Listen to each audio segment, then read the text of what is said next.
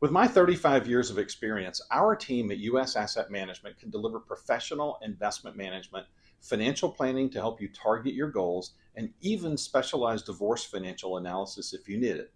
We are here to help you make better decisions with your money. Call US Asset Management today and let's get to work in your financial future. The left is siding with illegals, attacking ICE, and fighting to let non-citizens vote. Republican Kelvin King is a graduate of the Air Force Academy, Air Force veteran, and conservative businessman. As Georgia's Secretary of State, Kelvin will put Americans first, root out corruption, clean up voter rolls, and restore confidence in our elections. The other candidates had their chance and failed. Republican Kelvin King for Secretary of State, leadership Georgia voters can trust. Pro-Trump warrior Steve Gooch won't just cut property taxes in Georgia. He'll throw them straight in the wood chipper. Senior citizens on fixed income shouldn't be forced from their homes. Neither should veterans who have served our country and fought for our freedoms. And neither should anyone else for that matter. Frankly, these crazy property taxes are un-American. I'll tear them to shreds. We'll make home ownership great again. Steve Gooch for Lieutenant Governor. Toughest tax cutter Georgia's ever seen. Do you already have your investments with Fidelity? I'm David Cross with US Asset Management. Did you know that you can assign your investment management to my team and put my 35 years of experience to work for you? You simply assign us as your investment manager and you keep the same username and password. Professional management, and you get to work with someone who shares your values. Call US Asset Management today and put us to work for you.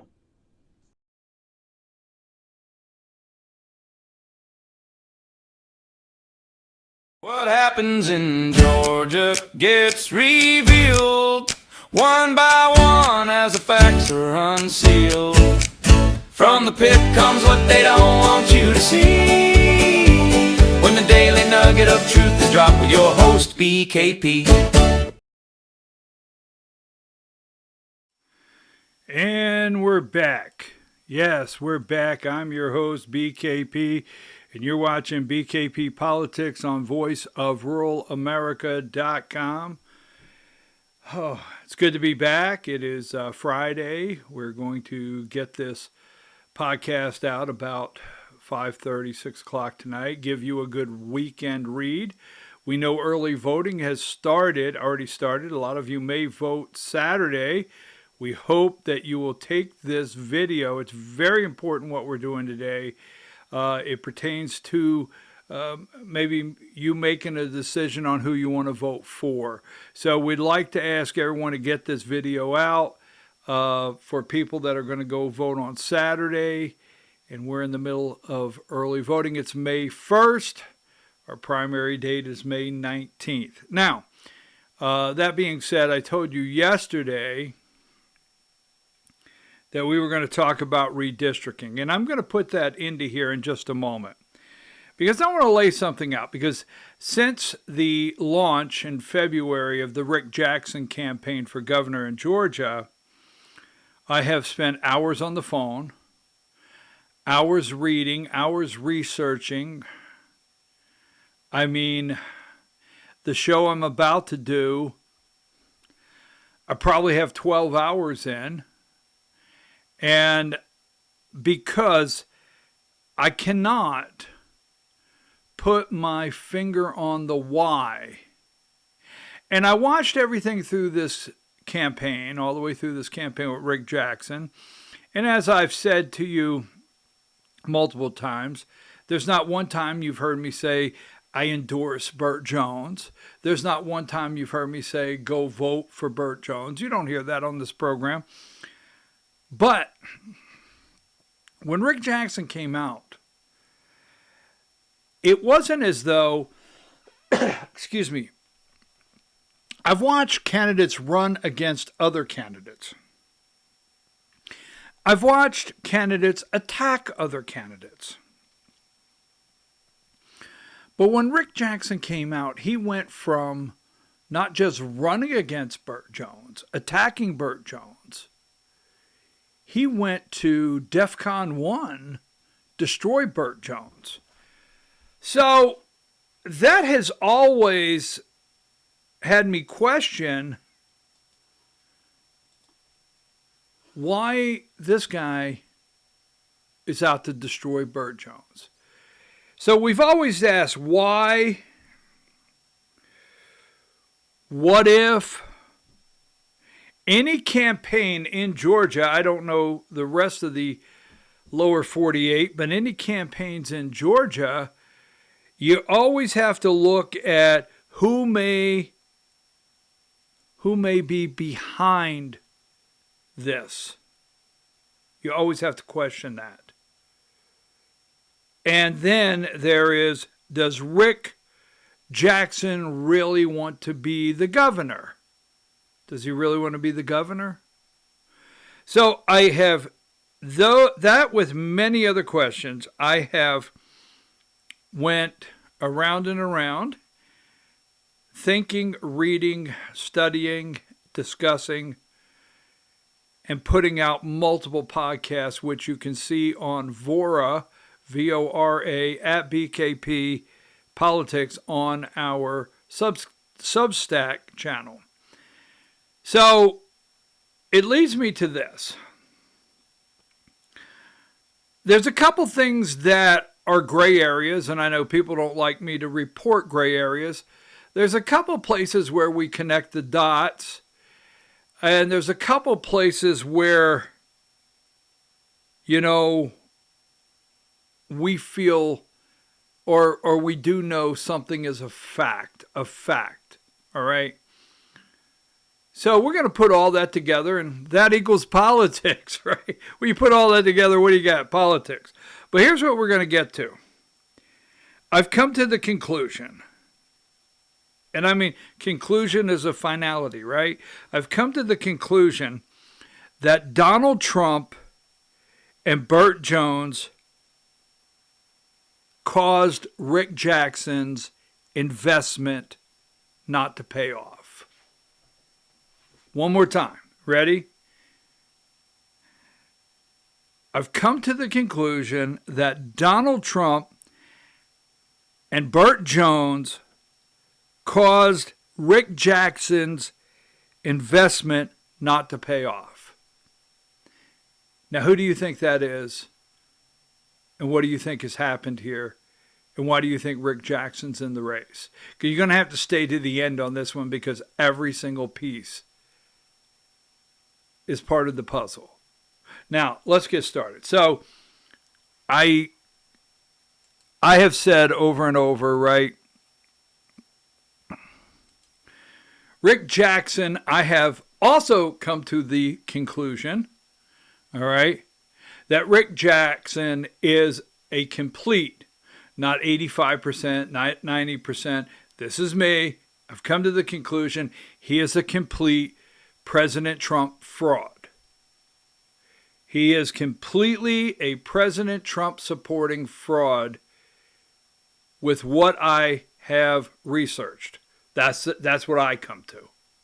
And I'm going to explain that to you today. And second, there's only one Donald Trump-endorsed candidate, and that's Burt Jones. Now, here recently, many of you, some of us, have been upset with President Trump's endorsements. And I get it. This one is different. This one, and I will show you, is what I call the Trump Real Deal endorsement. President Trump backs Burt Jones. Now, we're going to prove to you that, first of all, I told you yesterday this, and I'm going to also continue to prove Rick Jackson has people writing things for him.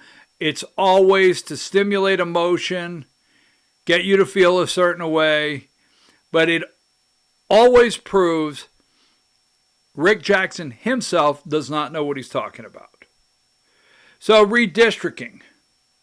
I told you this, and we're not going to put any time into it. I was going to do a segment on redistricting, but Governor Brian Kemp said no, he's not calling a special session to draw new congressional lines for the May 19th primary. So that's not happening in Georgia. I never thought it would happen in Georgia. I never thought it would. The Louisiana Supreme Court ruling, Brian Kemp rules out canceling primary using new maps in 2026. Governor Brian Kemp made it clear Friday, that's today, he wouldn't cancel Georgia's May 19th primary or rush to impose new political maps on this year's elections after the Supreme Court weakened the key pillar of the Voting Rights Act. Now, that's Louisiana. The ruling is on a Louisiana case. Supreme Court decisions have national implications, but so the Supreme Court decision does affect every state. It affects the United States. That's why it's called Supreme. But that being said, we are casting votes, and Brian Kemp's not about to spoil the votes.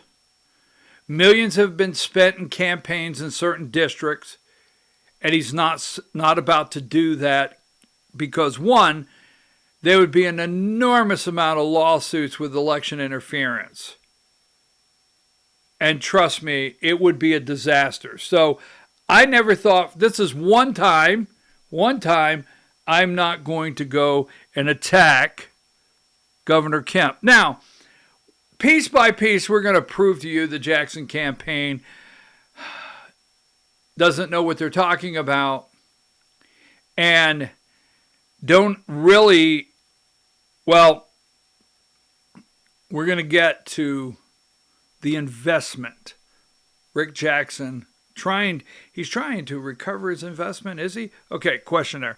Now, Republican governor candidate Rick Jackson calls for an immediate session to redraw lines. There is no time to waste. Georgia must act now and ensure secure elections for Georgia and counter the Democrats' national assault on our elections. Now, somebody wrote that for Rick Jackson. We know that because Rick Jackson is not on board. He has called what happened in 2020, what has he called it? Ridiculous, and I forget what else he's called it, but Rick Jackson has never said, hey, it was a stolen election in Georgia. Now, moving right along, the legislature already needs a special session because Burt Jones put the future of elections at risk and failed to make our elections more secure. Rick Jackson does not know what he's talking about. This is where I'm really going to push back today. I'm very angry at this man pretending to know what he's talking about, pretending to understand election integrity, pretending to be on our side, pretending to want to be governor. All right. We're going to push back. Now, when he talks about election, all right, security, he has no idea what he's talking about. And I'm going to show you. And Burt Jones, I'm also going to prove to you today, Burt Jones put the future of elections at risk. No, he didn't. Before we go any further, please let's try to remember, Rick Jackson included, that the Lieutenant Governor's Office of Georgia has limited powers. It has limited powers. So yes, it's a big deal to be the Lieutenant Governor of Georgia. And yes, the Lieutenant Governor of Georgia can push legislation, can try to get things done. But when you have a heavy-handed governor down the hall, Brian Kemp, and Georgia has one of the, if not the most powerful governor's office in the United States, and then down the other end of the hall, you have the Georgia House of Representatives, where the Speaker of the House resides, you have limited powers in what you could do as Lieutenant Governor. So if you want to blame Burt Jones for his voting record, if you want to blame Burt Jones about other things, I'm going to show you today. I have decided not to take Burt Jones to task any longer on election integrity. It's exactly right. And I've decided to show you why, because I do know this. We have a heavy-handed governor down the hall that at no time has done anything other than SB 202, SB 189, maybe a couple things that they would consider securing elections. But the real security in our elections, the heavy-handed governor never participated in, and you have to have that. So if Burt Jones moves over to the governor's office, the powers are enormous, and what he may want to really do, we'll show you today, he can get done. So, moving right along. Democrats nationally are trying to redistrict their way back to power, and what happened in Virginia is just the tip of the spear. There is no time to waste. Georgia must act now to ensure secure elections in Georgia and counter the Democrats' national assault on our elections. Well, I find it interesting that all of a sudden he could start saying elections. But he's not on your side and he's not on my side. All right? Find it interesting. He can all of a sudden say elections. Now, so keep that in mind because we're going to come back to that momentarily. This is his 47,000 square foot estate. The guest house has a 3-car garage. The guest house itself. 47,000 square foot, right, estate. Now, I did not get a picture, but why would he leave this to go downtown? Downtown. To live in the governor's mansion. Why would he do that? I mean, I'm not saying the governor's mansion is a shabby place to be, but trust me, the Georgia governor's mansion is not this right here. Why would he leave that? Okay, now I'm gonna tie some things together today. This is his office at the 130 million, something like that, corporate office. This is his custom-built desk, his view in the corner office. Why would he leave this? And this is his corporate office alone is a palace surrounding him. Why would he leave that? If you could just go to the board and check off why. Why? Because he really has a passion for foster care? Why? Because he knows what it's like to be hungry? Why? Because he heard a widow cry about their property tax and could lose their home?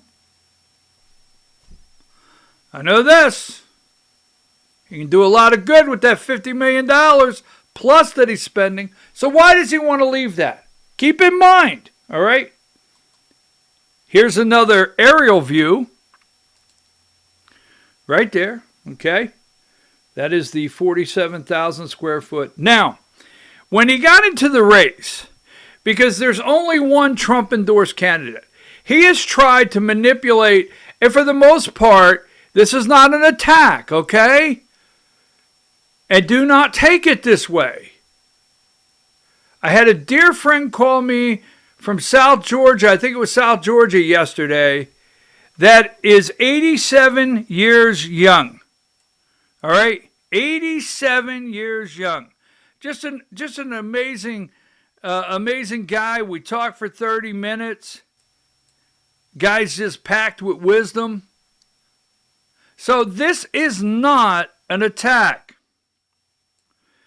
But if you know the voter base, senior citizens are probably the largest voting bloc in the primary. And Rick Jackson has focused, because they have all the research done, and he has focused, and his primary goal is everything he can do to manipulate seniors. Right? He doesn't say he's going to make tuition cheaper. He has not focused on issues that really affect families. He hasn't focused on issues that really affect young people, people of color, whatever. No, seniors. He has spent the majority of his time manipulating seniors.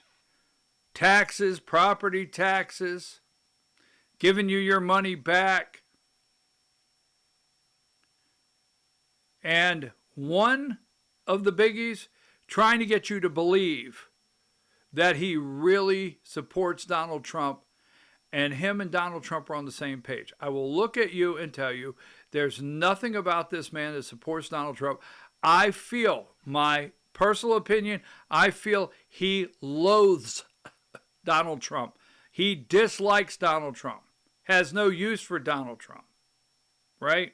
That's what I gather, and I'll show you why. Now, there's only one Trump supporter in the race. There's only one Trump supporter in the race, and there's only one person, candidate, endorsed in the race, and that's Burt Jones.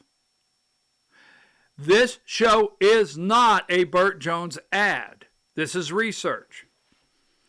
I'm going to show you who took the arrows, not Rick Jackson. I'm going to show you who took the attack, not Rick Jackson. Rick Jackson was nowhere to be found. I'm going to show you who went through the fire on this side as a Trump supporter and is endorsed by President Trump. The only one, and that's Burt Jones. Rick Jackson's not endorsed by President Trump, and he's not a Trump supporter. And I'm going to show you. You keep saying, I'm going to show you. Now, he's went around and he's done everything to try to manipulate people to think he is with Donald Trump. His campaign is the low of the low. I mean, if you have a piece of carpet, his campaign could get under the carpet and crawl. They're that low. They're slimy. Now, this guy is tearful. This guy talks about his faith. This guy talks about church. While all the time, he is as slimy a politician I've ever met. Now, moving right along. Here's another one. We're just going to roll through these, right? Because he has published so many of these. Here's another one. Welcome to Georgia, President Trump. President Trump came to Georgia, right? Here's another one. Billionaire outsider. Trump's a billionaire outsider. I'm a billionaire outsider. Like Trump, Jackson will fight for you. Another, right, manipulation to get you to believe that he's all in. He's on the Trump train. He got on. He got a ticket. He might have been late, which we've established that, and we'll talk about that later, right? But he knows to manipulate senior citizens in the state, much like picking up the phone at 2 o'clock and having a new cell phone plan if you'll just give your social security number. This is a basis almost what I feel Rick Jackson has done to senior citizens in this state. Now, I'm going to get a lot of pushback and yelled at, but I'm just going to go with it, okay? Because I love my senior citizen friends. I absolutely do. In fact, I may be knocking at heaven's door myself. Knock, knock, knocking, right? Excuse me. No laughter. Now, moving right along. There you go. He's an outsider. Everything. Manipulation. Let's keep going, because I'm going to piece this together. Now, he had to go find early on, and we brought this up. He had to go find early on Bubba, all right, and Bubba McDonald on the Public Service Commission, first to endorse Trump, first to endorse Rick. So he had to go start finding people that endorsed Trump, that did support Trump, to support him. He kept trying to build a visual, all right, a visual. Then the ultimate misleading statement. And your host here is the one that very clearly asked him the question in Banks County that went viral, that changed the narrative, started bringing his Trump false support down immediately. You remember, I sent President Trump's political organization $1 million because he doesn't play by cartel by the cartel's rules, and he wins over and over. He sent President Trump $1 million, all right, December 25th, 2025, long after he was elected and inaugurated. Also, President Trump said donations after he won don't count, and he sent that money, right, while all of his other investments failed. Do you realize, do you think about this? This is going to be big. I don't know if you're ready for this, you right? Think about it. Get ready. Do you realize Trump caused every Rick Jackson political investment to fail? Ready? Trump caused every Rick Jackson political investment to fail. Trump caused his Mitt Romney investment. No, his Jeb Bush. Sorry, correction. Trump caused his Jeb Bush investment to fail. Trump caused his Nikki Haley investment to fail. Trump caused his other investment to fail. We'll get there in a minute. And Rick Jackson does not feel Donald Trump did the right thing in 2020. He thinks Donald Trump, he did not quote this, you cannot find this, but everything leads to Rick Jackson thinks Donald Trump should have shut up, shook hands with Joe Biden, and went to Mar-a-Lago. Everything points to that. Because again, every single political investment, got it, that Rick Jackson has made, Donald Trump caused to fail. Ready? So the $1 million was a fraud because 2016, 2020, and 2024, Rick Jackson gave money to candidate Brian Kemp, candidate Brad Raffensperger, candidate Geoff Duncan, and during the 2024 election cycle in the primary, he supported Nikki Haley all the way to 2 weeks before she got out of the race. And he never found candidate Trump. He found candidate Mitt Romney. He found candidate Nikki Haley. He found candidate Geoff Duncan. He never found candidate Donald Trump. There's nothing about this man that I come to the conclusion myself after study and research that I can look at you and feel that he even likes or supports Donald J. Trump. When your investments fail, folks, they fail. I'm going to show you. All right? Now, so he knows going into the ball game, Trump's very popular. Now, this says Trump has 86% approval rating. And even recently, I think it was April 28th, today's May 1st, just a couple days ago, even the AJC recognized that Georgia's 2026 races keeps coming back to Trump. Georgia candidates keep talking about jobs, taxes, and raising the cost of, and the rising cost of living. But one reality keeps intruding on every marquee race. On May 19th, President Donald Trump still dominates the conversation. All right? So Jackson knows that. And if we can prove to you there's nothing about Trump that Jackson likes, and we can prove the two things today, the true Trump supporter and the one only candidate endorsed by President Trump. Now, so let's get started into that. Officially in the state of Georgia, this is President Trump endorses Burt Jones for governor. So Burt Jones, he is the endorsed candidate by President Trump in Georgia. Now don't forget, you'll have to do this on your own. Trump, there's been some friction in Georgia with Trump. You know, Trump got on the bandwagon with Brian Kemp. They campaigned in 2016. Trump turned around, helped Brian Kemp get elected in 2018. 2020, all hell broke loose, okay? Everything broke loose. It's been a little friction. There's some people in Georgia that do not like Donald J. Trump. And I have to tell you, if they don't like Donald J. Trump, odds are they don't like Burt Jones. Now, this is in the political circle down around the Gold Dome and the governor's mansion.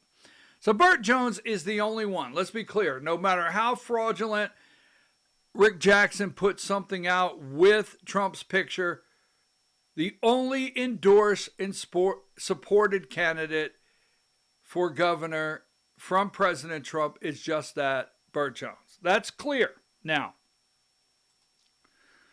And this was August 11th, 2025. And I'm going to show you something here that's a little different about this endorsement than others, because some of you have been upset with some of Trump's endorsements. But this one is the real deal.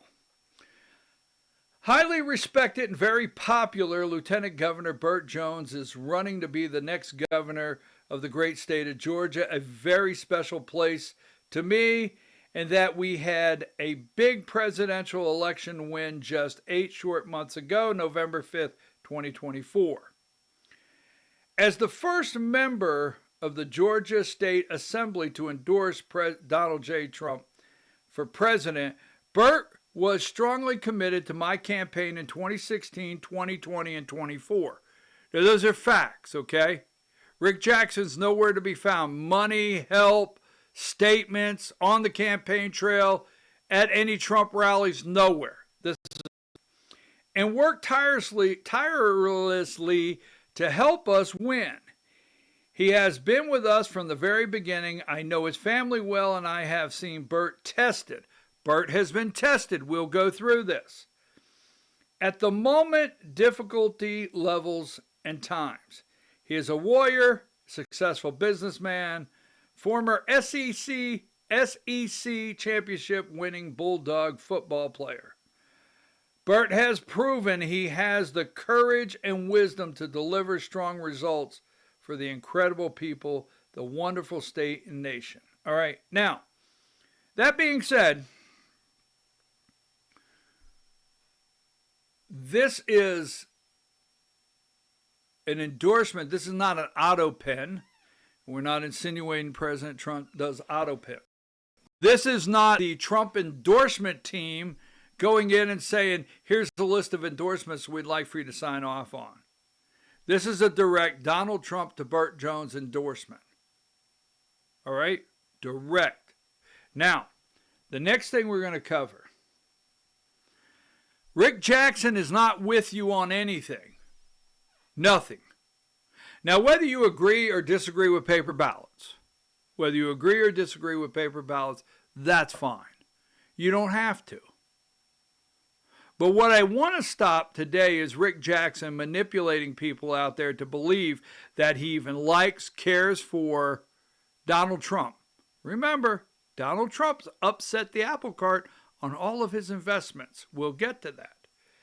So here it is. I'm going to lead a movement to get rid of mail-in ballots, and also while we're at it, highly inaccurate, very expensive, and seriously controversial voting machines. Voting machines are in caps, which cost 10 times than accurate and sophisticated watermark paper, which is faster and leaves no doubt at the end of the evening. All right, so we'll leave it there. So Trump is telling you get rid of the machines, right? He says he wants a watermarked, sophisticated paper ballot, whether you agree or disagree. Rick Jackson is totally against that. He's totally against that. I've heard him firsthand in a room. He's never called 2020 corrupt. He's never basically said that it was stolen. He's never gone the distance in 2020. Here's Greg Bluestein, AJC, and here is a quote from Jackson: "I am confident that there's technology that would make everyone feel comfortable their votes are counted. We've got freshmen at Georgia Tech that can solve this." So this is what he said yesterday. He's not interested in your paper ballots. He doesn't support Donald Trump. He's ready to look at the ES&S voting machines that Tim Fleming was looking at the other day I put up. He is ready to look at new voting technology. If elected, he would be the governor that puts in place the next election system in Georgia, right? He's not on your side. He doesn't support Donald Trump. Now, remember this. So let's just go with this really quickly. Investment number one. Now, I didn't pull up the Nikki Haley, but here's the one investment don't forget about. Starting out in 2016, Rick Jackson put $550,000 into Jeb Bush. The Right to Rise USA is a Jeb Bush super PAC. He put over $500,000 in there. First investment, down the tubes. Nikki Haley's investment, down the tubes. I will say this over and over today. Burt Jones and Donald Trump together, Donald Trump specifically, going back to 2016, have caused Rick Jackson every single political investment to fail. And if he fails again, he'll just do it himself. Think about it. So next, here is the doorway to the Georgia governor's mansion.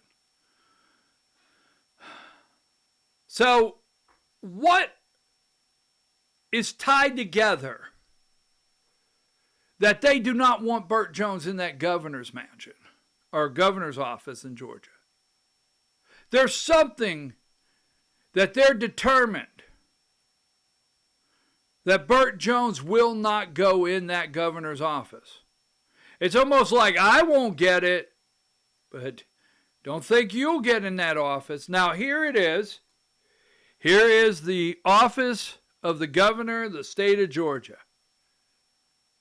And keep in mind, there's a group of people that they are absolutely determined that Burt Jones will not get in that office.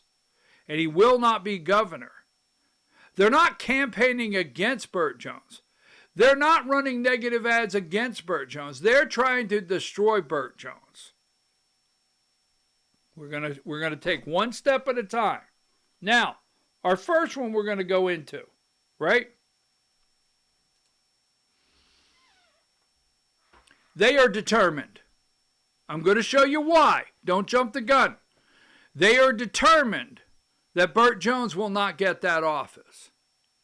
Determined. Now, what I'm going to say to you is very controversial, obviously coming from me, right? You see, if Rick Jackson doesn't win and a Democrat wins, think about this. If Rick Jackson is the nominee and a Democrat wins, it doesn't change Rick Jackson's life. He goes back to that office. He goes back to that 7,000 square foot mansion. You do realize some of Rick Jackson's most profitable times, Joe Biden was in office. That's right. So, let me tell you, if Rick Jackson does not win, he goes back, and if a Democrat wins, he has lost nothing. And here's the interesting thing is there's people all over the state taking a picture with Rick Jackson as though you think he cares. as though if he loses, he's going to remember you in Statesboro. He's going to remember you in Calhoun. He's going to remember you in Dawsonville. He's going to remember you in Clayton, Mineral Bluff, Ellijay. If this guy loses and goes back, it's not as though he's going to remember you. And I'm going to go out on a limb. It's not as though he's going to shed a tear. And it's definitely not as though life will change for him. You see, he can upset and destroy this apple cart. Because, see, the next governor gets redistricting. The next governor gets to pick our next election system. Now, here's where I'm going to go with Brian and Marty Kemp. There's a lot of speculation that Brian Kemp might run against Raphael Warnock. I put that on the low end. There's other speculation that Brian Kemp might run for president or try to be a VP pick. Yeah, I'm not for sure, maybe, right? But keep this in mind, the Georgia Constitution only allows him to run and serve 2 consecutive terms. It's not a term limit, it's 2 consecutive terms. You do realize if the Kemps go to Athens and take a break and get a job in the college system or whatever you hear rumors of, Brian and Marty could always come back to the most powerful governor's office in the nation and run for office after a Democrat as though they're saving us. Oh, yes, he can. Georgia Constitution allows it. Now, moving right along. So why do I have their picture up? I'm going to show you. They are one set. And now we're going to go in the other because there's friction in paradise. And the reason I put Marty and Brian, because we all know in the state of Georgia, if Marty Kemp says no, Brian Kemp says, you heard her. Bottom line. That's how it works. Now here's the second one. Geoff Duncan. Geoff Duncan. You see, this is a major Rick Jackson investment here, right? Geoff Duncan. So let me show you some things. We'll go with Geoff Duncan first. Now, Geoff Duncan is running for governor as a Democrat, right? Running for governor as a Democrat. And here it is. I'm in. Georgia deserves leaders with the courage to take on Donald Trump, lower costs for families, and do what's right with your help and can win this election. And I'll proudly serve as Georgia's Democratic governor. Now, according to polling, Keisha Lance Bottoms may be the nominee. Okay? According to polling. And according to polling, Geoff Duncan's not going to cross that finish line and be the Democrat nominee. But you have to always stop and think. If Geoff Duncan became the nominee, he would run against if Rick Jackson becomes the nominee. That's interesting. Because I don't know when they separated. I don't know when they all of a sudden are no longer friends. Let me play this really quick Geoff Duncan clip for you, okay?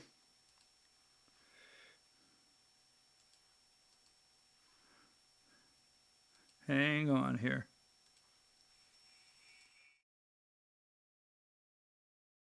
Former Lieutenant Governor Geoff Duncan has been officially kicked out of Georgia's Republican Party. Duncan was one of Trump's fiercest critics. He called the president-elect a criminal defendant without a moral compass. President Donald Trump shared his thoughts, calling Duncan a total loser and telling him good riddance. This attack from Donald Trump is a badge of honor for me. It means I'm doing something right. I'm Geoff Duncan. I've never wavered in taking on Trump. So Georgia Republicans threw me out of their party. I was leaving anyway. Now I'm running for governor as a proud Democrat to focus on what matters most to Georgians, helping moms who can't go back to work because of skyrocketing childcare costs, parents forced to now choose between buying medicine or feeding their kids, and supporting scared families one pink slip away from losing their homes and their way of life. I'm running for governor to put Georgians in the best position to once again love their neighbors and to make Georgia the front line of democracy and a backstop against extremism. We need to push back, and we need to win. Okay, now keep something in mind. Are you ready? That's a Rick Jackson investment. That's a Rick Jackson investment, right? Geoff Duncan is a Rick Jackson investment. I will venture to say that, you see, let me say this, and I'll develop this comment a little later. You do understand that Geoff Duncan ran for lieutenant governor in 2018. Brian Kemp ran for governor in 2018. Now, what Republicans in Georgia feel the national progression, the national chain of command, they like to see that lieutenant governor elevated. So what you got to always remember, think about this, you'll have to process this comment. Burt Jones, ready? Burt Jones is serving Geoff Duncan's second term. And Geoff Duncan is supposed to be right now, according to Jackson's investment in him, is supposed to be the front runner, not third in single digits as a Democrat. He is supposed to be a Mitt Romney, Jeb Bush, Nikki Haley. He is supposed to be Rick Jackson's investment, and he's supposed to be the front runner for governor of Georgia right now, according to the investment plan. Pay attention to that. Burt Jones is running that second term. And Burt Jones is making the move from lieutenant governor to trying to go to governor. And that goes against Rick Jackson's investment. It's very much a possibility that Rick Jackson said, if Duncan can't have the office, you can't have it. Yes. Could this billionaire throw $50 million away on an election just for spite and pretend like he cares about you at his next bus stop? Oh, absolutely. Now, so let's go on. I'm going to break this down. So I'm going to go with the investment, and I'm going to show you some things. Now, they have groomed Geoff Duncan. This was going to be their governor. Yes. And here we go. We can't talk about Rick Jackson without his wife, Melody Moore Jackson, a Georgia Tech professor. No coincidence here. Geoff Duncan graduated from Georgia Tech, right? And then we have Melanie Duncan. We have this money here to Geoff Duncan, right? In 2017, she gave $3,900. I mean, in 2014, let's go there first. In 2014, he was a state representative, all right? And that's where they started grooming him. When I say they, I'll stick with Rick Jackson, but Melanie sent him the money, the $2,500 in 2014. They started grooming Geoff. He's right there. He's local. Alpharetta. Can be controlled quite easy. This is our guy. He has that presidential look. He has a JFK look. Yes, you might get upset, but there's people say when he walks in a room, he can look like a movie star. So the Rick Jackson, this is his investment. Now, do I think he just wanted to be governor? No. I think Rick Jackson wanted more. He wanted the power. He wants power. And he gets angry if you look at him when you see him. He gets angry really quick. So they were starting to groom him. Now, they were okay with Brian Kemp for 8 years. And then it was Rick Jackson's turn. But they started grooming him in 2014.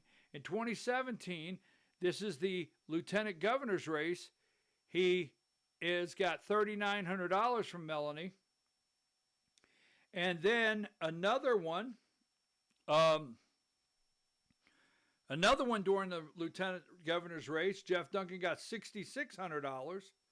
And this is from Open Secrets.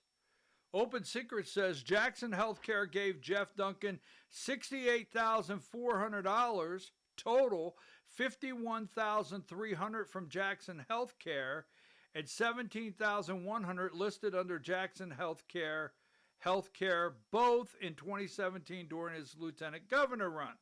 All right? So, this is a major investment. This is Rick Jackson's investment. You got to understand. Donald Trump caused him to lose his over $500,000 investment with Jeb Bush. Now he's got Geoff Duncan. This is not going to happen again, right? So, don't forget. So, this is the public money they gave. So, in the lieutenant governor's race, Geoff Duncan ran against a state senator, happened to be the Senate pro tem, David Schaefer. So, David Schaefer's running for lieutenant governor, right? And he's running against Geoff Duncan. They go into a runoff. Now, Jackson has all this money, 2017, invested. Melody's got all this money invested in him being lieutenant governor. This is their investment. It has to pay off. So from this point on, we've never been able to attach what I'm about to say to Rick Jackson, but it just seems like dark money gets really close to Jackson. It does. It just seems like something happens with dark money and Jackson is, well, there's Rick Jackson. Did you do it? I got nothing to do with it. But it's supporting your candidate. Well, that's good for me. What?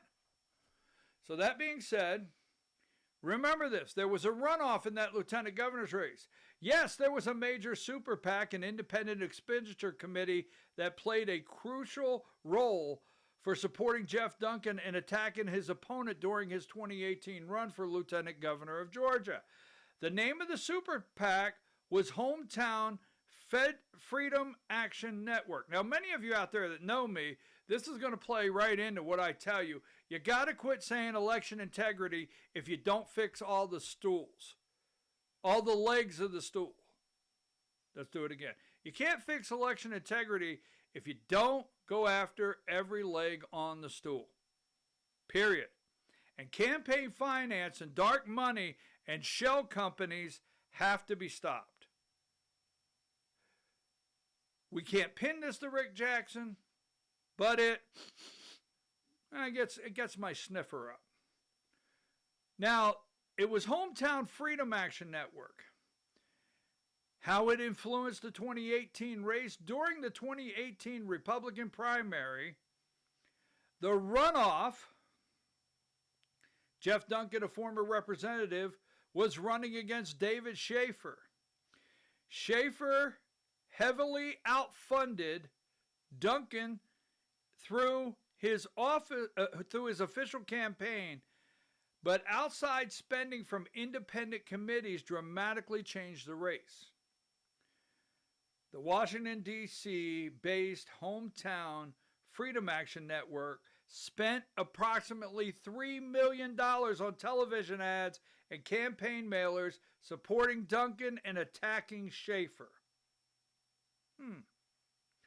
Because it was independent expenditure only committee, it did not have to coordinate with Duncan's official campaign. Now, let's go a little further. The dark money. The dark money controversy, the Hometown Freedom Action Network received almost all of the funding from another political action called Citizens for Working America. So it went to this 501c, and then the 501c went and sent it to Hometown Freedom Action Network. Now you can't trace anything because Citizens for Working America, right?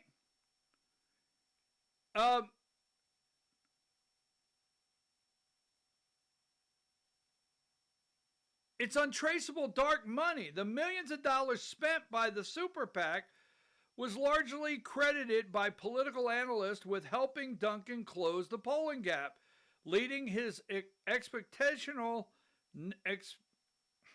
narrow victory over Schaefer in July 2018. All right. The true identities of these original donors who funded Hometown Freedom Action Network during the 2018 Georgia Lieutenant Governor's race were never fully disclosed. Dark money. The dark money funnel, while Hometown Freedom Network was a registered super PAC required to report where the money came from, the campaign finance disclosures showed that nearly all of its funding, approximately $3 million, came from Citizens for the Working America. And guess what? Citizens for Working America. Citizens for Working America is organized as a 501c4 nonprofit organization. All right. And yes, what was that? Yes, it was a Delaware corporation. Citizens for Working America, Inc. was indeed organized as a corporate entity in the state of Delaware. So, let me quickly remind you, we also have that little thing called Georgians for Integrity. The 501c here that spent 14 or 19 million attacking Burt Jones. So this reeks of, but was never proven and completely tied to. What's that completely tied to? It was never proven. We'll stay there. Okay. It was untied to Rick Jackson, but Rick and Melanie had a major investment in Geoff Duncan. And then the $3 million shows up and he wins the lieutenant governor's race. Now, let's go for their investment. So this is their investment. The last 6 months have deeply affected my family. Lieutenant Governor Geoff Duncan says he will not seek a second term. So in 2020, you got to remember, no matter if they ever admit it or have to go to court and admit it, Geoff Duncan will never tell you where the $3 million came from, and he knows.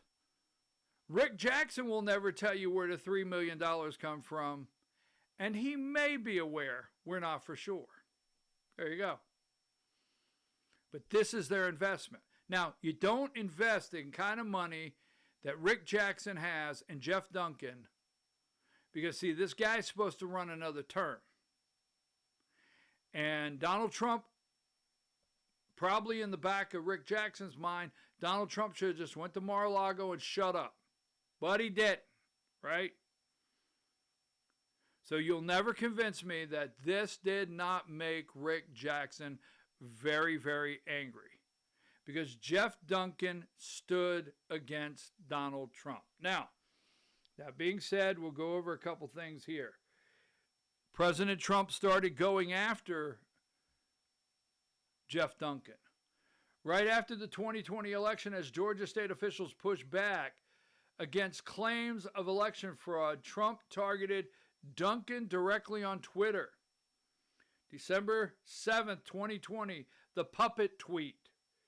Has anyone informed the so-called says he has no power to do anything, Governor Brian Kemp and his puppet lieutenant governor, Geoff Duncan, that they could easily solve this mess and win? Signature verification and call a special session. Now, so he calls Geoff Duncan a puppet and he attacks Brian Kemp. If you think that's gone, no way. On this day when he attacks Brian Kemp, okay, and the puppet, that is the day that Brian and Marty Kemp decide, my opinion, I got to keep saying, you know what? Well, we'll see what happens in the future. So, here's the other one. December 8, 2020, the dumb or corrupt tweet. Georgia Lieutenant Governor Geoff Duncan is a rhino never-Trumper who got himself elected as LG by falsely claiming to be pro-Trump. Trying to think if there's anybody else I know like that. Never-Trumper, trying to get himself elected, falsely claiming to be pro-Trump. Oh, that'd be Rick Jackson. Too dumb or corrupt to recognize massive evidence of fraud in Georgia. It should be replaced. Now, he's calling for his replacement. We need every great Georgian to call him out. So, he puts him on the hot seat. Now, what you got to keep in mind, up in Alpharetta is the guy pulling the strings. Up in Alpharetta is the guy that's listening to Donald Trump attack his investment. That's right. Rick's got a lot of money in this guy. Now, I would love, and I'm going to put this out there, I would really love for Rick Jackson to tell us, or Geoff Duncan, when their communication ended, or did they discuss things all the way through. Rick Jackson should answer us on whether he discussed any of this with Geoff Duncan. What I'm about to show you, okay? We'll put one more in the box. This is August 14, 2023. The Nasty Disaster Post. I am reading reports that failed former Lieutenant Governor Geoff Duncan. Hold on just a minute, folks. I want to. Failed former Lieutenant Governor Geoff Duncan will be testifying before the Fulton County Grand Jury. He shouldn't. I barely know him. I barely know him, but he was right from the beginning of the witch hunt, a nasty disaster for those looking into election fraud that took place in Georgia. He refused having a special session to find out what went on because became very unpopular. Sorry about that. Became very unpopular with Republicans. I refused to endorse him and fought the truth all the way. So Trump won't endorse him. Needs to be replaced. Remember, this is Rick Jackson's investment, right? So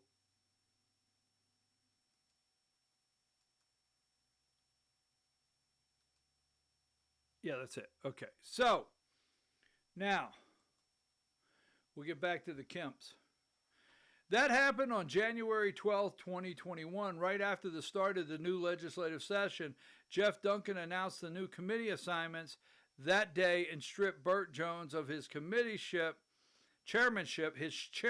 of the Insurance and Labor Committee. Now, so when they started the 2021 session, Geoff Duncan stripped Burt Jones of everything. Stripped him of everything. Basically gave him an office and a closet.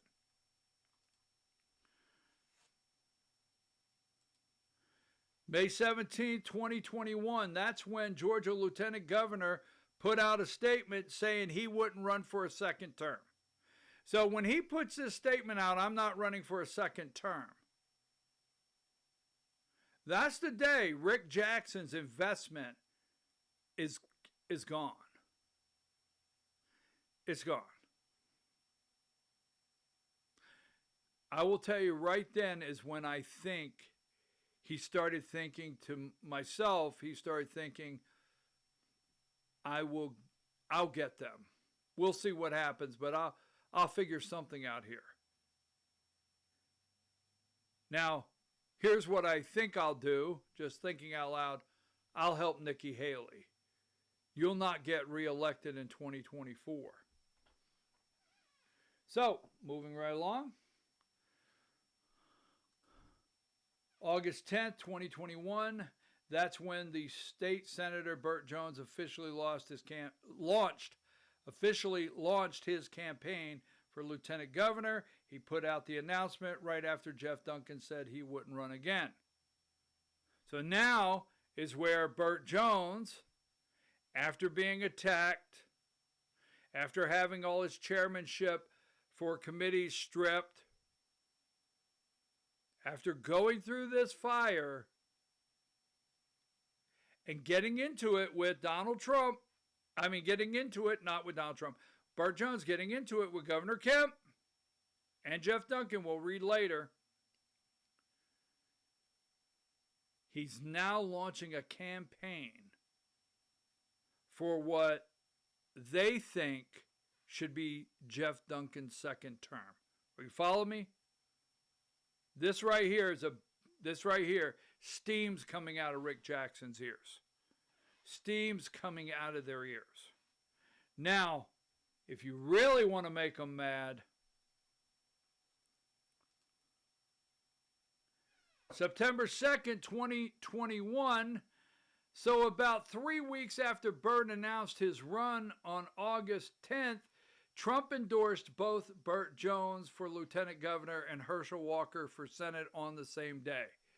So now he's got Donald Trump's endorsement.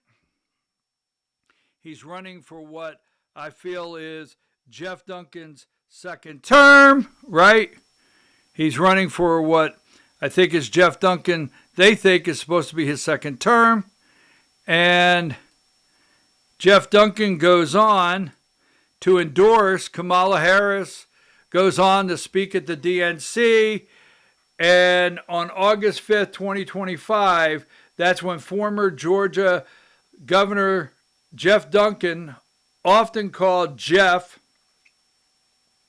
in some reports, published an op-ed in the Atlanta Journal-Constitution announcing he was leaving the Republican Party and becoming a Democrat.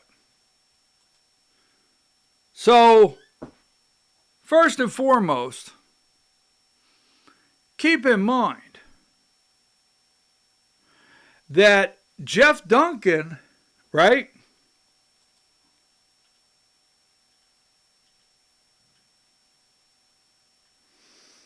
hold on just a second. Let me get this right here. Rick Jackson. I got a folder for Rick Jackson research. There was one other thing I wanted to throw in there that I don't want to leave out.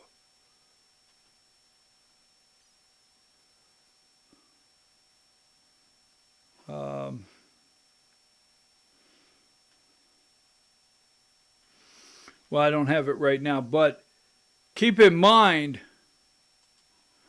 when in 2017, and I'll show you this next week, keep in mind in 2017, Geoff Duncan was at the ribbon cutting at Jackson with Rick Jackson and Shane Jackson. In Alpharetta, he's lieutenant governor. Keep this in mind. At this time, he's lieutenant governor. It wasn't 2017. Was it 2017 or 2019? I don't know if he's lieutenant governor, so let's scrap that from the article. We won't put that in the article. But what we will do is say, don't forget, Geoff Duncan was with Shane Jackson and Rick Jackson when they cut the ribbon on the $100 million addition to their fancy offices. And at the same time, don't forget, in 2020 and 2021, right, 19 and 20, why do you think Rick Jackson's so upset? Is because his lieutenant governor and his governor are shoveling more money than he knows what to do with out the door in a no bid contract to Jackson Healthcare in the area of $1 billion. Geoff Duncan is lieutenant governor. So don't forget, Geoff Duncan is supposed to be the front runner, right? He's supposed to be the front runner in the Republican Party coming out of his second term. Brian Kemp has 2 great terms. Geoff Duncan's supposed to have a second one. Donald Trump takes him down.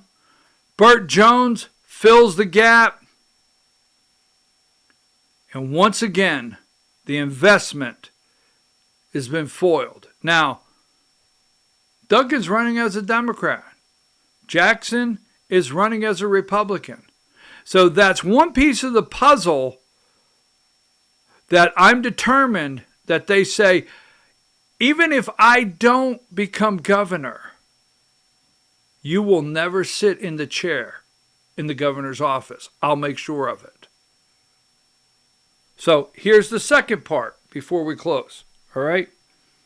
Now, in the second part here, remember,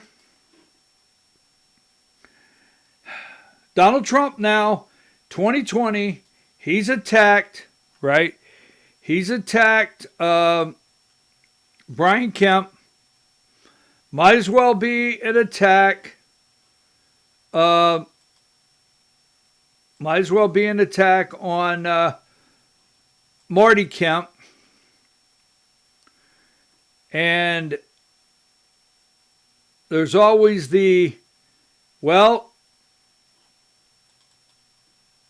you heard the lady. So I asked Grok, and then I went to find an article.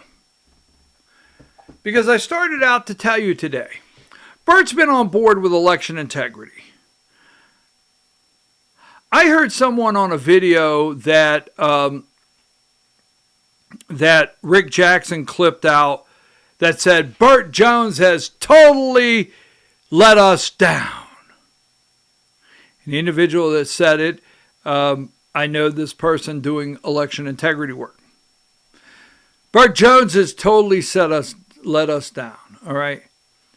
So through the fire, I've decided he is not. And I'll tell you why. I'm going to show you. Because as I started, I told you, we have a heavy-handed governor, a very heavy-handed governor. And that heavy-handed governor, the limited powers of the lieutenant governor, and then the powers of the Georgia Speaker of the House, there's only X you can do. So I have heard. So I got Rick Jackson over here determined Burt Jones will never be the governor. Then I have heard that Marty Kemp and Brian Kemp have decided, because they feel they have that power, that Burt Jones won't be governor. Now, I'd love to know if this is true. I really would love to know if this is true. But there's sources out there saying that Brian Kemp knew a year ago that Rick Jackson would run for governor. I can't put that to print right now saying, yes, it happened. But that is out there. Now, forget that for a minute. So I said, hey, you know what? Is Rick Jackson, is Marty Kemp, I hear Marty Kemp said Burt Jones will not. Because I'm going to have to tell you right now, Marty Kemp does not like Donald Trump. And Brian Kemp says, you heard the lady. And Rick Jackson, after what happened to Geoff Duncan, he invested in who? He invested right in Nikki Haley, right up to 2 weeks before the election. Rick Jackson invested in Nikki Haley. It's not a coincidence that Brian Kemp was very friendly with Nikki Haley. It's not a coincidence that Marty Kemp was very friendly with Nikki Haley. It's not a coincidence that Marty Kemp said she hadn't decided who to vote for. She may write her husband's name in. You could find it out there. Marty Kemp said during that election cycle that Trump had not earned her vote. Right? So you got Rick Jackson over here investing in Nikki Haley. And once again, the investment falls through. Once again, what I think Brian Kemp and Marty Kemp wanted fell through. And Donald Trump is the nominee. And they're determined Burt Jones won't be the governor. Now, so I asked and I said, is there really any friction out there between Burt Jones and Governor Kemp? Yeah, there was some real friction right after the 2020 election. Back then, Burt Jones, who was still a state senator, sent text blasting Republican leaders, including Brian Kemp, for not doing enough to help Trump fight the results. He was frustrated they weren't moving aggressively about challenging the outcome. The text surfaced in 2024 during an investigation showing clear tension between Jones and Kemp at the time. Now, this is where I'm going to tell you, Burt Jones did not leave you in election integrity. It's just, so I said, what did these text messages look like? The only specific messages that have been quoted are from the day after 2020 election. Jones texted David Schaefer, who was then the GOP chairman, "What in the hell is Secretary of State doing?" referring to Secretary of State Brad Raffensperger. He called the election a theft. Not Rick Jackson, Burt Jones. He said it was draining. He said it was drifting. Sorry, one more time. He said he was drafting, apologize for that, a letter blasting our Republican leadership for being quiet about it. This is in the New York Times. So I went to the New York Times. And in the New York Times, on, let's see, September 19th, 2024, right? September 19th, 2024. Top Georgia Republican texts highlight the party's deep divide on Trump. Messages sent by Lieutenant Governor Burt Jones of Georgia, a Trump ally, show the state party's leadership fractured in real time after the 2020 election. And I'm going to drift through this here. Lieutenant Governor Burt Jones of Georgia, one of the state's most powerful pro-Trump politicians, privately shared cutting criticisms of fellow Republicans in weeks after the 2020 election, as he sought to help the former president overturn the loss from Joseph R. Biden. Now, keep in mind, Rick Jackson probably feels Trump needs to just go home. According to the text messages obtained by the New York Times, the texts were originally obtained by the special prosecutor who investigated whether Jones should be charged with crimes related to election interference and were released under a public records request after the prosecutor decided against bringing charges last week. Keep in mind, Burt Jones didn't get away with anything. There's the people that think Burt Jones got away with it and Donald Trump and the other alternate electors had to go through the Fani Willis circus. That's not true. What Burt Jones's attorney was able to prove is Fani Willis held a fundraiser for Burt Jones' opponent. And that was a conflict. So they were able to go to court and say, this lady can't prosecute me. If you want to try to find somebody else, but you can't have Fani Willis, she held a fundraiser for my opponent. Burt Jones didn't get away with anything. But he was fortunate that Fani Willis did that, and she was not able to take Burt Jones's case, and no one else picked it up. The text were originally obtained by the special prosecutor. The messages underscored the intra-party hostility that was badly fractured Georgia's Republican leadership, which split over whether to support former President Donald J. Trump's baseless claims, as New York Times, of election fraud or remain divided heading into the November election. Okay, so The surface text traffic could also affect Mr. Jones' ability to build a coalition within the party if he decides to run for governor in 2026. See that? If he decides to run for governor in 2026. A number of exchanges were with David Schaefer, who at the time was the head of the Georgia Republican Party. The day after the election, Mr. Jones texts Mr. Schaefer, leveling criticism at Brad Raffensperger and the Republican Secretary of State, who was overseeing the counting of the votes. What the hell is the Secretary of State doing, Mr. Jones wrote. That same day, Mr. Jones referred to the election as a theft and texted that he was drafting a letter blasting the Republican leadership for being quiet about it.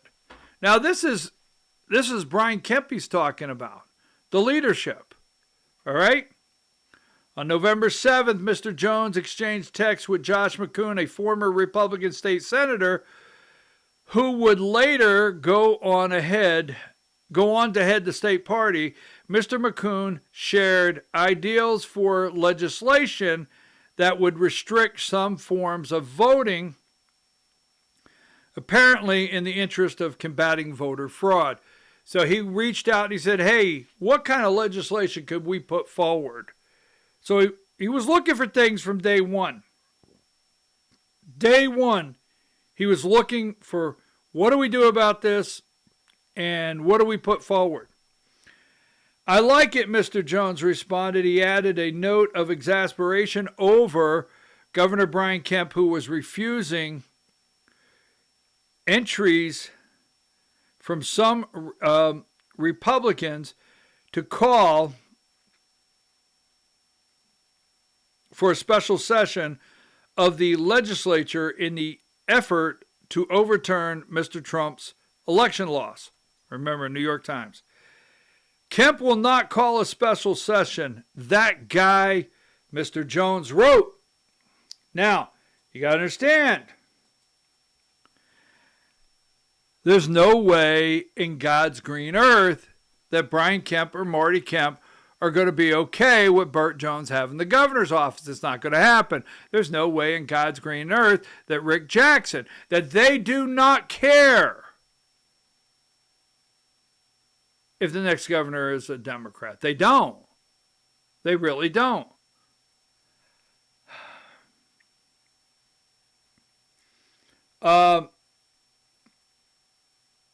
Let's see. That's the same one. Hold on just a second. Mr. Jones also lamented that Mr. Kemp and the state's two Republican U.S. senators at the time, Kelly Loeffler and David Perdue, were not doing more to help Mr. Trump's cause. They have left Trump out to die on the field, he wrote, adding that the three had abandoned Mr. Trump. Now, you keep in mind, you don't have to like Burt Jones's policies, maybe his votes. You may find things that you think you totally disagree with. But what you cannot do is say his support for President Trump, it never wavered. He stood up in the time when the biggest heat and challenges were coming. Now he's paying for it right now. 2 days later, the two Republican senators would openly call for Mr. Raffensperger to resign over unfounded claims that the election process had been riddled with flaws. New York Times, once again, a move they never accept that the election was fraudulent. A move that showed the senators were ready to expend significantly political capital to help Mr. Trump. In a statement on Thursday, Mr. Jones, who served as one of the 6 not fake electors, I have to correct the new alternate electors, for Mr. Trump, called a recent criminal investigation for him a charade that has been a massive waste of taxpayer dollars. All right? His comments about other Republicans, he said, were made in a heated time. We are now all back on the same page working to win an election. Well, you got to say that. Now, think about this, because this is where Geoff Duncan comes in. Rick Jackson. Rick Jackson hates Burt Jones. Rick Jackson does not like Donald Trump. Rick Jackson is a never-Trumper. Okay? His comments about other Republicans said we're in a heated time, right? But he did not retract some of his most derogatory comments, which he had reserved for Geoff Duncan, a Republican former lieutenant governor. Just after the November 2020 election, Mr. Duncan made numerous TV appearances asserting accurately that there was no credible evidence of widespread voter fraud in Georgia. Now, you notice the New York Times uses words like the election was accurate, Jeff was doing the right thing. That is wrong. We know today by the evidence that is wrong. Now, New York Times. But he would not retract that. Jones didn't back down. Okay? Those appearances infuriated many pro-Trump Republicans, including Mr. Jones, unleashed on the President of the United States on him.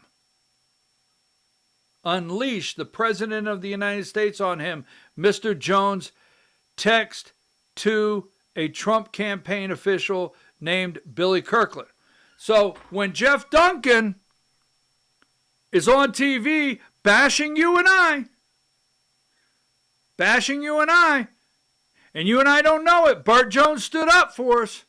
And Burt Jones said, hey, he sent Billy Kirkland, and I know Mr. Kirkland, he sent Billy Kirkland on December 1st, 2020, a message. It said, unleash the President of the United States on him. He was a Trump campaign official in Georgia. Unleash the President on his ass. Excuse me, those are my words. Oh, his ass. There it is. Burt Jones went on to say, his ass needs to be brought down a notch or 4 spots. He has let the LT spot go to his head. I wonder if that quote, I wonder between Brian Kemp, Marty Kemp, Rick Jackson, wonder which pushback, I wonder where Burt Jones stood up for Donald Trump, stood up for you and I in the 2020 election. Rick Jackson's nowhere to be found. I wonder exactly where. Because I do think, well, I'll tell you in a minute, right? In another text thread, Bernard B. Kirk, the pro-Trump former New York police commissioner, I think Bernie is dead, is he? I don't want to make that statement if he's not, told Mr. Jones that Mr. Duncan was a traitor to the party and the country. Jones responded, yes, sir, no doubt, said Mr. Jones in an email to Mr. Kirk, reiterating his view that Mr. Duncan is a traitorous snake. All right? Now, I have come to the determination. Well, we'll get to that in a minute. In his statement on Thursday, Mr. Jones said, I stand by my comments about Geoff Duncan, and then repeated a vulgar personal insult he had directed at Mr. Duncan in the text, and also alluded to Mr. Duncan having endorsed Vice President Kamala Harris in the current presidential race. We're glad he's found a home with the Democrats, Mr. Jones said. In an interview Thursday, Mr. Duncan said that he was still a Republican. Oh, wow. He hadn't, maybe he has not, at this time he hadn't had the talk with Rick Jackson. Mr. Jones' comment were not surprising. He said based on the fact that Burt Jones was Trump's chief cheerleader in trying to absurd democracy here in Georgia. And another text in December 2020, Mr. Jones appeared to call for Mr. Trump to declare a national emergency and suspend the transition of power. But Scott Paradise, a Jones advisor, said the text was forwarded from someone else. So that was not, Jones did send that text to the president, but it came from someone else and he forwarded it on. So, now,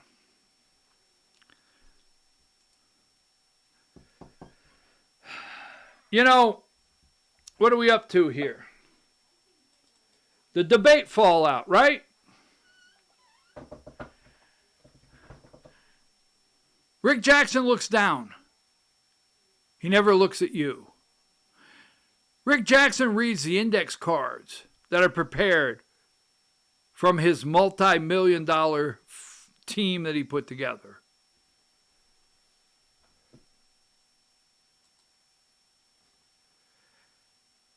Rick Jackson pretends he supports you in every way whatsoever. I don't care if you're Muslim or Mongolian, Rick Jackson said. You don't have the right to force your culture on our country. And then there was this one here. Remember this? Another Georgian's life has been taken by a criminal who never should have been in this country or state. My prayers are with Mr. Reynolds' family and loved ones. This is exactly why I'm going to work with President Trump and ICE to make Georgia the #1 state for criminal deportations. This can't keep happening. You see, he agrees with this unless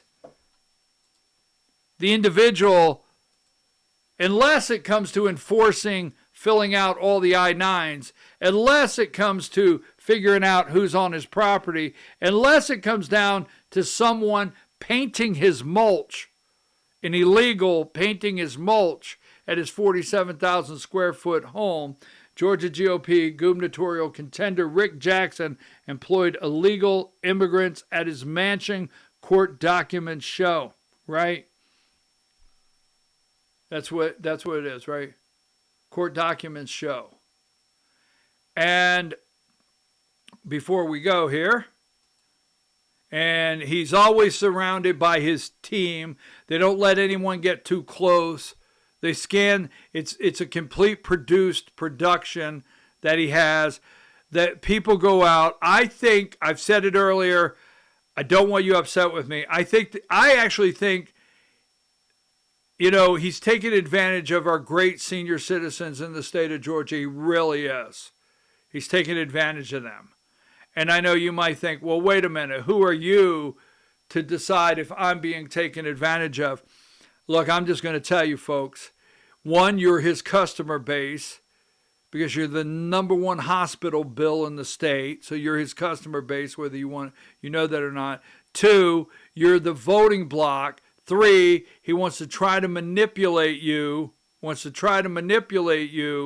okay, he wants to try to manipulate you into believing he supports Trump. And let me throw a little side note in here. The majority of the people, this is a side note, but I want you to think about it because it really parallels. All right? Because the First Liberty building and loan situation was a Ponzi scheme. And the the family and the people involved, they preyed on senior citizens.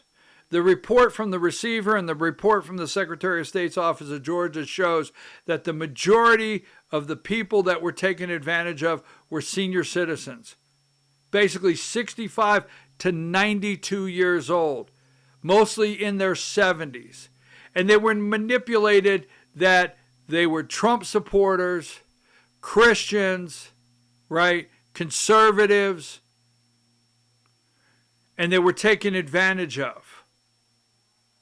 And some people have said, well, if you were dumb enough, and that really makes me very, very angry. I've heard people say, if you were dumb enough to give them your money. No, I have to just tell you this. Some people They have their faculties. And some people, 70, 72, so sorry, things start decreasing, and it's not a negative. We love you very much. We love our senior citizens. But it angers me and turns my ears red if I think a charlatan, is that the proper word, or a medicine man on the back of a bus that's selling you a tonic, and his name's Rick Jackson, that if you drink the tonic, your taxes will go down. If you drink the Rick Jackson tonic, you know, your property taxes will be ended. If you drink the tonic, you'll get a bundle of money back, right? So I don't know on the Rick Jackson bus if he's giving out magic beans, a tonic, what he's doing.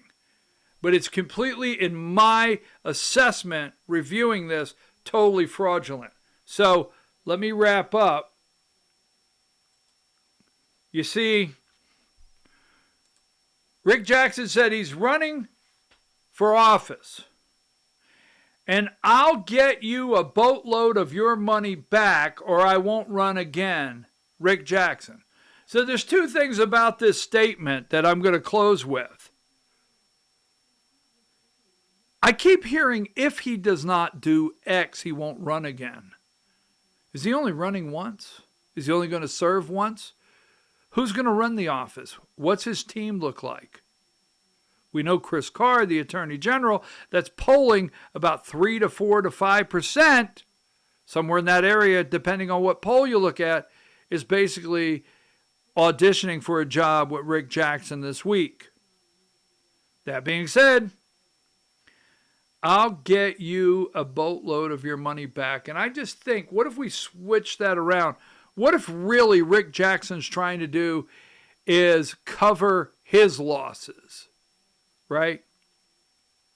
What if Rick Jackson is trying to get into the governor's office to get a boatload of his money back? And what do you think that money is? You remember, his investment failed for Jeb Bush over $500,000 due to Donald Trump. His investment failed on Geoff Duncan turning out to be the governor of Georgia based on Donald Trump. His investment failed with Nikki Haley opposing Donald Trump in 2024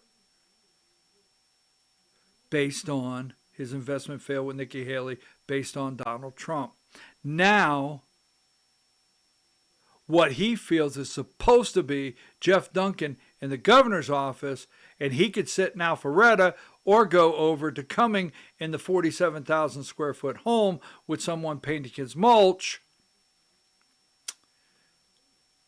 Maybe he wants the governor's office so he can get a boatload, maybe, of his money back. Right? So let's see what Geoff Duncan does. What happens if Geoff Duncan actually gets in a runoff or Geoff Duncan becomes the nominee? I don't think so. But we establish today as we close, like we started. We have proved to you, if you have any question, we've told you, you can question Burt Jones's votes. You can question bills he put on the floor. You can question anything else. But he is the only endorsed candidate by Donald J. Trump. And he's the only one in the race that actually supports Donald J. Trump. And I'll look you in the eye, and I'm comfortable that he didn't leave us on election integrity. So when you say he didn't get this bill passed, or he didn't get this done, he didn't get that done, let's not forget in Georgia, be honest with yourself. Look inside. Do a gut check. A heavy-handed governor is down the hall. Are you going to leave that office to a Democrat? Or are you going to continue to let people much like Brian, Marty, especially Rick Jackson decide that Burt Jones never sit in the chair? What's best for you and I? When's someone going to care? Right? All right, folks. I am going to do another segment on some of Rick Jackson's campaign promises that are just, they can't be done. I'm going to do another segment, maybe a Sunday morning magazine type read. But today, I want to get this one out for early voting tomorrow. Don't forget. And, you know, I appreciate you. I know you've been telling all your friends about our, I know you've been telling all your friends, and I appreciate that. And don't forget, you can go everything, all of our research. You can go to our Substack, check it all out. Okay, Vora, V-O-R-A, at BKP Politics. And you know what? How have we been closing? We're going to take a brief break, and we'll be back soon.